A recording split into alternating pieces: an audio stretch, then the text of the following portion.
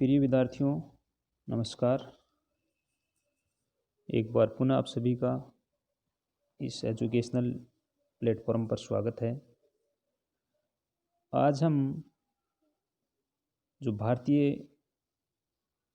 प्राचीन भारतीय जो विचारक हैं कौटिल्य, उनके बारे में चर्चा करेंगे। उनकी प्रमुख पुस्तक अर्थशास्त्र उसके बारे में, और कौटिल्य का जो राज्य का उत्पत्ति का जो सिद्धांत है उसके बारे में हम इस व्याख्यान में चर्चा करेंगे। प्राचीन जो भारत के विद्वान हुए हैं उनमें कौटिल्य का जो स्थान है वो बहुत ही, हम कह सकते हैं, ऊंचा है, क्योंकि कौटिल्य को कूटनीति तथा शासन कला का सबसे महान प्रतिपादक कहा जा सकता है। जो प्राचीन भारत की राजनीतिक विचारधाराएं हैं उनमें जो कौटिल्य का जो योगदान है या जो उनकी विचारधाराएं हैं वो सबसे महत्वपूर्ण है। प्राचीन भारत में जितना भी जो साहित्य लिखा गया राजनीति के ऊपर, उनमें कौटिल्य का जो अर्थशास्त्र है वो सबसे महत्वपूर्ण ग्रंथ है। और इसका कारण है कि कौटिल्य था वो एक यथार्थवादी विचारक था, व्यवहारिक राजनीतिज्ञ था, और उसने ऐसी समस्याओं के विषय में लिखा जिनका व्यक्तियों से या विशेष रूप से जो सार्वजनिक क्षेत्र में काम करने वाले व्यक्ति हैं उनको अपने व्यवहारिक जीवन में सामना करना पड़ता है। प्राचीन अर्थशास्त्र का जो दूसरा महत्व है वो हम ये कह सकते हैं कि प्राचीन भारत में सामान्यतः ये परंपरा थी कि जो राजनीति है उसको धर्म का एक अंग मानकर ही उसकी जो विवेचना की जाती थी। लेकिन कौटिल्य पहला व्यक्ति था जिसने इस परंपरा से हटकर राजनीति पर स्वतंत्र रूप से अर्थात धर्म से अलग करके उन्होंने अपने अर्थशास्त्र में इस विषय पर लिखा। और अर्थशास्त्र का जो तीसरा महत्व हम कह सकते हैं कि राजनीति विषयक सभी ग्रंथों और जो विचार हैं उनका जो सार है वो हमें अर्थशास्त्र में मिलता है। और चौथा जो इस अर्थशास्त्र का महत्व है वह ये है कि कौटिल्य ने न केवल इस अपने ग्रंथ में राजनीतिक विचारों का उल्लेख किया, वह उन्होंने व्यावहारिक कार्यों के आधार पर अपने देश को एक सुदृढ़ और केंद्रीकृत शासन किस प्रकार प्रदान किया जा सकता है, तो अर्थशास्त्र में उन सभी विषयों को कौटिल्य ने लिखा जिससे पहले किसी भारतीय ने नहीं लिखा। इसीलिए कौटिल्य को हम कह सकते हैं कि जो प्राचीन भारतीय राजनीति है उनमें एक महत्वपूर्ण स्थान दिया जाता है। हालांकि इस महान भारतीय विचारक के जो जीवन के संबंध में हम कह सकते हैं कि प्रमाणिक सामग्री का अभाव है। कौटिल्य को अनेक नामों से पुकारा जाता है, जैसे विष्णुगुप्त, कौटिल्य या चाणक्य। उसका वास्तविक नाम विष्णुगुप्त था। उसे कौटिल्य इसलिए कहा जाता है कि उसका जन्म कौटिल्य नामक ब्राह्मण वंश में हुआ, और उसके पिता का नाम चाणक्य था, इसलिए उसे चाणक्य भी कहा जाता है। तो वर्तमान में सामान्यतः उसे कौटिल्य तथा सामान्य जगत में उसे चाणक्य नाम से भी जाना जाता है। और कौटिल्य मौर्य साम्राज्य की आधारशिला रखने वाले चंद्रगुप्त मौर्य के समकालीन थे। तो उनके जन्म स्थान के बारे में विद्वानों में मतभेद है कि उनका जन्म कहाँ हुआ, उस पर विद्वानों के अलग अलग मत हैं। कौटिल्य की जो शिक्षा है वो नालंदा विश्वविद्यालय में हुई, और इस समय वहाँ नंद वंश का शासन था। इनका अंतिम जो शासक था वो महापद्मनंद था। और एक कथा इस प्रकार है कि इसके प्रधानमंत्री जो नंद वंश के प्रधानमंत्री थे वो सटकार वो इनसे नाराज थे। तो राजा ने एक दिन कुछ ब्राह्मणों को निमंत्रण करने का कार्य अपने प्रधानमंत्री को सौंपा, और वो कौटिल्य को भी निमंत्रण दियाए और सबसे ऊंचा उन्होंने आसन दिया। कौटिल्य का रंग देखकर जो पद्मनंद था उसे गुस्सा आ गया और उसने कौटिल्य को अपमानित किया। तो कौटिल्य ने उसी समय ये प्रण लिया था कि जब तक मैं नंद वंश का नाश नहीं करूँगा, अपने जो शिखा हैं उनको नहीं बांधूंगा।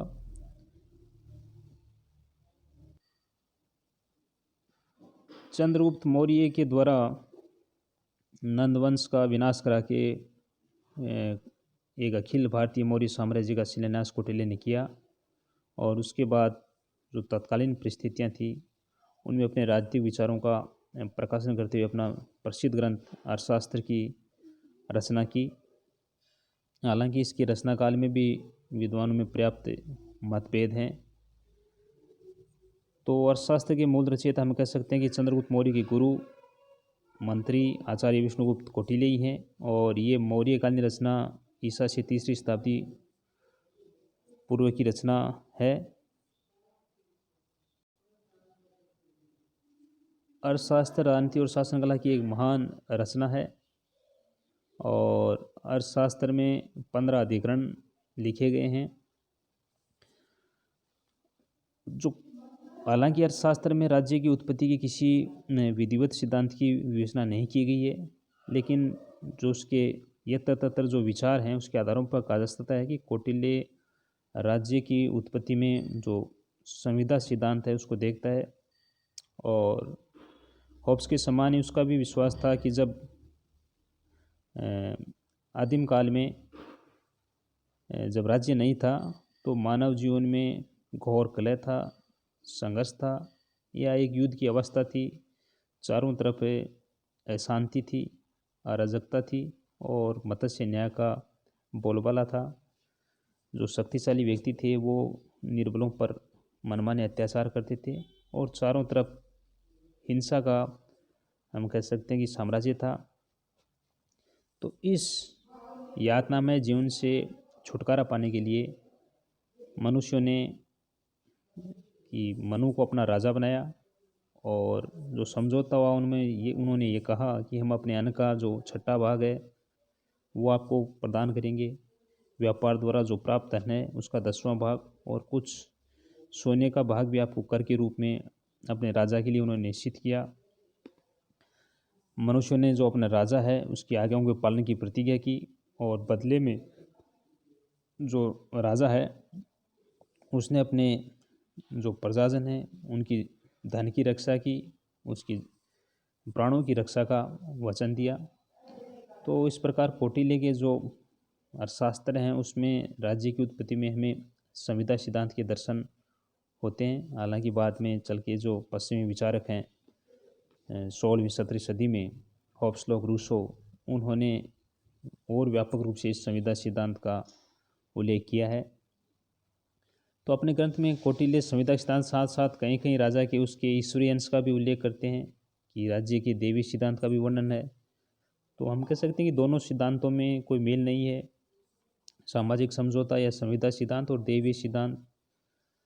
तो उसकी विवेचना से, कौटिल्य की जो विवेचना से हमें ऐसा प्रतीत होता है कि उसका मूल विश्वास तो संविदा सिद्धांत में ही है, और वह देवी सिद्धांत की चर्चा इसलिए करता है कि जो सर्वसाधारण है उसमें राज्य के प्रति जो भक्ति भावना है उसको दृढ़ करने के लिए, और राजा में भी शासन कार्य के प्रति धार्मिक भाव पैदा करने के लिए ही वो ईश्वरीय अंश का भी उल्लेख करता है। हालांकि कौटिल्य संविदा सिद्धांत के आधार पर अपना जो राज्य है उसको इतना निरंकुश नहीं बनाता जितना कि जो सामाजिक समझौता के विचारक होब्स अपने लेवियाथन को बनाता है। उसके अनुसार मनुष्यों ने प्राकृतिक अवस्था से छुटकारा पाने के लिए एक व्यक्ति को राजा इसलिए चुना है ताकि प्रत्येक व्यक्ति अपने धर्म, अर्थ और काम की प्राप्ति कर सके और उनको उपयोग में सहायता कर सके। यदि राजा इस कर्तव्य का पालन करने में असमर्थ रहता है तो प्रजा को अधिकार है कि वह उसे पदच्युत कर किसी अन्य व्यक्ति को राजा के पद पर नियुक्ति कर सकती है। यानी लोग दूसरे राजा को चुन सकते हैं कि अगर राजा प्रजा की सहायता नहीं करता है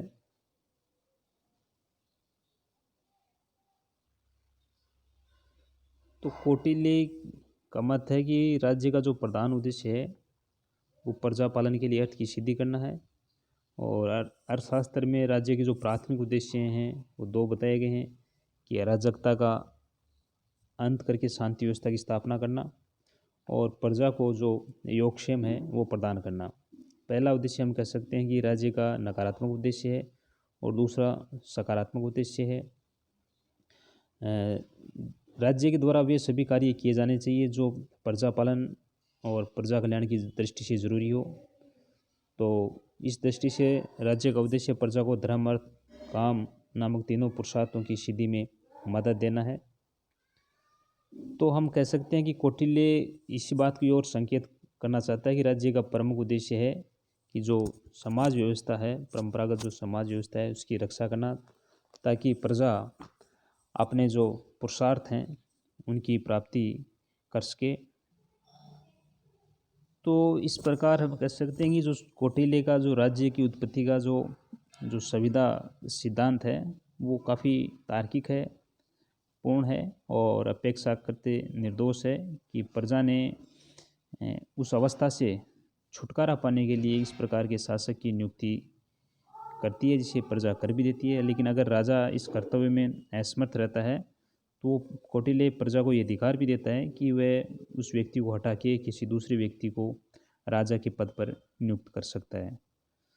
तो आज के लिए इतना ही विद्यार्थियों। आज हमने कौटिल्य का जो सामान्य परिचय था उसके बारे में चर्चा की और राज्य की उत्पत्ति के संबंध में जो कौटिल्य की धारणाएं हैं अर्थशास्त्र में, हालांकि कौटिल्य किसी राज्य की उत्पत्ति का कोई सिद्धांत नहीं देता, लेकिन उसके विचारों के आधार पर हम देखते हैं कि कौटिल्य ने राज्य की उत्पत्ति में एक जो संविदा सिद्धांत देखता है। तो धन्यवाद आज के लिए, थैंक यू।